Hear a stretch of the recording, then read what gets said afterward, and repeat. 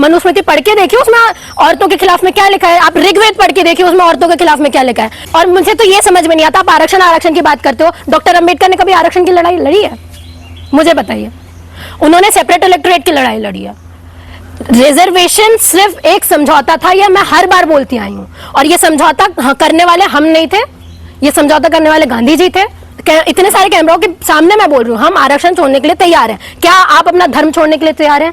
क्या आप कास्टिज्म छोड़ने के लिए तैयार हैं? हम लोग हमेशा से ये चीज बोलते आए हैं कि इनके धर्म हमेशा से कुछ स्पेसिफिक लोगों के खिलाफ में रहे हैं, चाहे वो ओबीसी हो, शूद्र हो, अति शूद्र हो या महिलाएं हो। तो ये कोई नई बात नहीं है कि वो ऐसे जो अपमान है वो महिलाओं के लिए बोलते हैं। और ये जितनी भी महिलाएं उनके सभाओं में जाती हैं, ये मैं उनको ये चीज बता दूं पहले कि आपको अभी ऐसी ऐसी चीजें सुनने को मिलेंगी अपने बारे में जो उनके ग्रंथों में लिखी हैं। ये अपनी मर्जी से नहीं बोल रहे हैं, वो उनके ग्रंथों में ही लिखा गया है कि लड़की चाहे पहले छोटी हो, वो अपने पिता के अंडर में रहेगी, फिर वो बालिक हो जाती है, उसकी शादी हो जाती है तो पति के अंडर में रहेगी, उसके बाद अगर वो बूढ़ी हो जाती है तो अपने बेटे के अंडर में रहेगी।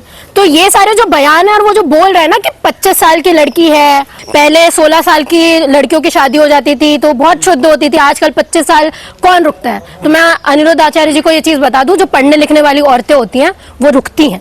अगर आपकी कभी, मुझे पता नहीं आपकी बेटी है या कभी होने वाली है, अगर आप चाहते हैं तो अपनी बेटी की शादी जरूर 16 साल की उम्र में करवाएं। आप ये बयान जो दे रहे हैं वो हमारी औरतों के लिए दे रहे हैं। आप नहीं चाहते कि हमारी औरतें पढ़े लिखे, आप नहीं चाहते कि हमारी औरतें यूनिवर्सिटीज में आए, आप नहीं चाहते कि हमारी औरतें सांसद बने। इसलिए ये जो दर्द है ना, जो दर्द पीड़ा है, वो इसलिए निकल के आ रही है।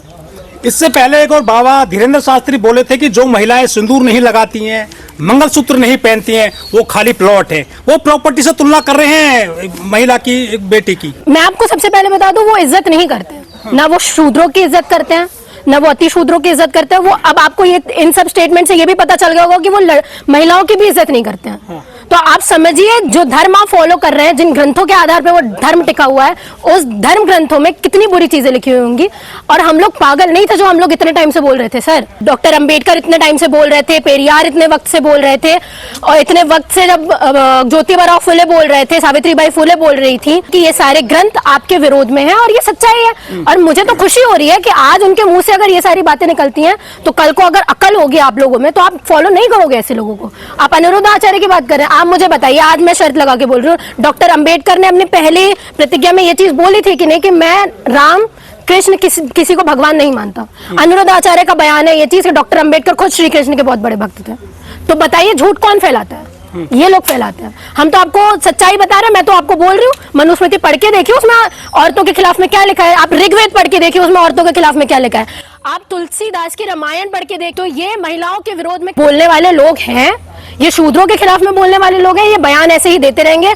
आपकी अकल की बात है, अगर आप में दिमाग होगे तो आप इन लोगों के पीछे नहीं भागोगे। लेकिन ये कथाओं में तो सब ज्यादा महिलाएं जाती हैं, डांस करती हैं, ताली बजाती हैं। मैं आपको बताऊं, वैसे तो मैं खुद एक महिला हूं तो मुझे ये चीज बोलनी नहीं चाहिए, पर कोई भी धर्म, किसी भी परिवार में जो धर्म ढोया जाता है वो सबसे ज्यादा महिलाएं फॉलो करती हैं। अगर एक परिवार में कोई महिला पढ़ी लिखी हो और वो धर्म से रिलेटेड ना हो, है ना, वो पाखंड में विश्वास ना करती हो, तो उसका घर बहुत ज्यादा फलता फूलता है। पर जो महिला अपने घर में देवी देवताओं को पूछती हो, वो अपने घर के मर्दों को, अपने घर के बच्चों को, सबको उस पाखंड में लेके जाती है। और ये सच्चाई है। वो समाज को बांटने की बात कर रहे हैं शंकराचार्य। मैं शंकराचार्य जी से बोलूंगी, सर जो आपका काम है ना, पहले तो वो करिए। हाँ, आपका काम सभा करने का है, आपका काम ये क्या बोलते हैं, अपने धर्म की बातें फैलाने का है, आप वो काम करिए। जाहिर सी बात है, अगर मैं ये चीज बोलूंगी तो वो मुझे बोलेंगे कि संविधान में हमें हक है, हम बोल सकते हैं, डेमोक्रेसी है। तो वही मैं आपको बता दूं, जिस संविधान के बलबूते पे आज आपको भी ये चीज बोलनी पड़ रही है कि हमें हक है, उस संविधान के बारे में अगर आप इतनी बुराई करते हैं। और मुझे तो ये समझ में नहीं आता, आप आरक्षण की बात करते हो। डॉक्टर अंबेडकर ने कभी आरक्षण की लड़ाई लड़ी है? मुझे बताइए। उन्होंने सेपरेट इलेक्टोरेट की लड़ाई लड़ी है।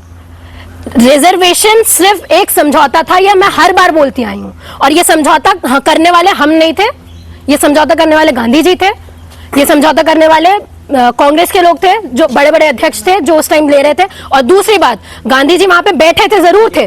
जब पूना पैक्ट में सिग्नेचर हुए तो गांधी जी के सिग्नेचर उसमें नहीं थे।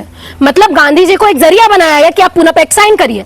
डॉक्टर अंबेडकर को इतना ज्यादा इन्फ्लुएंस कर दिया गया कि वो बैक ले अपना सेपरेट इलेक्टोरेट की चीजें। तो आप समझिए, मैं तो आज बोल रही हूँ, आज हम लोग आरक्षण छोड़ देंगे। मैं बोल रही हूँ, इतने सारे कैमराओं के सामने मैं बोल रही हूँ, हम आरक्षण छोड़ने के लिए तैयार हैं। क्या आप अपना धर्म छोड़ने के लिए तैयार हैं? क्या आप कास्टिज्म छोड़ने के लिए तैयार हैं?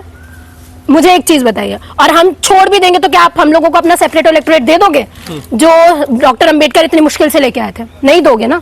ये बाबा हमेशा आरक्षण और संविधान को ज्यादा कोसते हैं, आखिर क्या दिक्कत है संविधान से और आरक्षण से? मुझे एक बात बताइए, अभी मैंने बयान भी सुना, कमाल की बात है, आप संविधान के बारे में इतना कुछ बोलते भी है कि संविधान खराब है, ये खराब है, और अभी आप बोल रहे हैं कि BN राव ने संविधान बनाया। पहले तो डिसाइड कर लो कि डॉक्टर अंबेडकर ने संविधान बनाया है कि नहीं। अगर तुम विरोध कर रहे हो, इसका मतलब ये है कि तुम जानते हो कि डॉक्टर अंबेडकर ने बनाया है संविधान। दूसरी बात, अगर तुम ये चीज नहीं मानते कि डॉक्टर अंबेडकर ने संविधान बनाया, तो हम डॉक्टर अंबेडकर को क्यों कोस रहे हो भाई? BN राव को गाली दीजिए जैसे डॉक्टर अंबेडकर को आप गाली देते हो। ये नहीं, मैं आपको पहले बताऊं, ये अपना माइंडसेट क्लियर नहीं रखते हैं पहले तो, कि क्या बोलना है। इनके कुछ लोग कुछ बोलते हैं, कुछ लोग कुछ बोल रहे हैं। इनके कुछ लोग ये बोल रहे हैं कि संविधान डॉक्टर अंबेडकर ने नहीं बनाया है, कुछ लोग ये बोल रहे हैं कि संविधान इतना खराब है। आप पहले डिसाइड कर लो, फिर हमको बता दो, फिर हम उस हिसाब से बयान देंगे अपने। लेकिन हिंदू धर्म में तो महिलाओं को पूजा जाता है, माता सीता कहा जाता है, राधा का सबका जिक्र किया गया है बड़े बड़े ग्रंथों में। हाँ, महिलाओं के लिए ऐसे क्यों बोलते हैं? बता तो रही हूँ, उनको पूजा जरूर जाता है, सीता को भी पूजा जाता है सर। तो वो चाहते हैं कि महिलाओं को हम लोग आगे रखें, दुर्गा को आगे रखें। आप दुर्गा के इतिहास के बारे में आप क्या जानते हैं? उसको किसको हराने के लिए भेजा गया था? क्या थी वो? आप उसका बैकग्राउंड, मैं तो बोलूंगी नहीं ये सारी चीजें, क्योंकि I don't even believe in all this sheets. ठीक है, पहली बात। दूसरी बात, अगर आप ये बोल रहे हो कि आप महिलाओं को इज्जत देते हो, तो आप अपने ग्रंथ उठा के पढ़िए। ये महिलाओं को इज्जत देने वाले लोग नहीं है, पहली बात। और दूसरी बात, ये आप बोल रहे हैं कि भगवान होती है महिलाएं, तो सही बात है, महिलाएं भगवान होती है, पर महिलाएं सब पुरुषों के अधीन ही रहेंगी। उन महिलाओं ने क्या रेवोल्यूशनरी किया है, मुझे बताइए। पूजा पाठ, पढ़ाई के लिए कौन सी महिला निकली है? पढ़ाई, आप लोगों तक पढ़ाई को पहुंचा रहे हैं, है ना। सावित्रीबाई फुले जो खुल के आई, आप एजुकेशन प्रमोट कर रहे हैं, या आप म्यूजिक इंस्ट्रूमेंट प्रमोट कर रहे हैं, या म्यूजिक के लिए आप क्या कर रहे हो? आप मतलब बिना मतलब की चीजें आप आगे करते हो। मैंने तो सबसे पहले अपने स्टेटमेंट यही दिया, I don't believe in all these things. पहली बात, क्योंकि मैं नहीं मानती कि इनकी कोई भी देवी देवताओं ने हमारे लिए कुछ किया होता। अगर किया होता तो महिलाओं के लिए तो कुछ किया होता ना।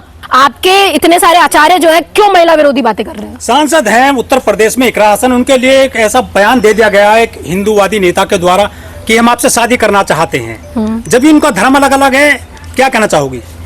पहले तो सबसे शर्मनाक बात यह है कि आप किसी MP के बारे में ये चीज बोल सकते हैं। दूसरी बात, जो इतनी देर से मैं बोल रही हूँ ना, महिला विरोधी बातें करते हैं, ठाकुर जी हैं जो ये चीज बोल रहे हैं, वो तो खुलेआम बोल रहे हैं कि मुझे बस मैं चाहता हूँ OWC जी हम लोगों को बस जीजा बुलाएं।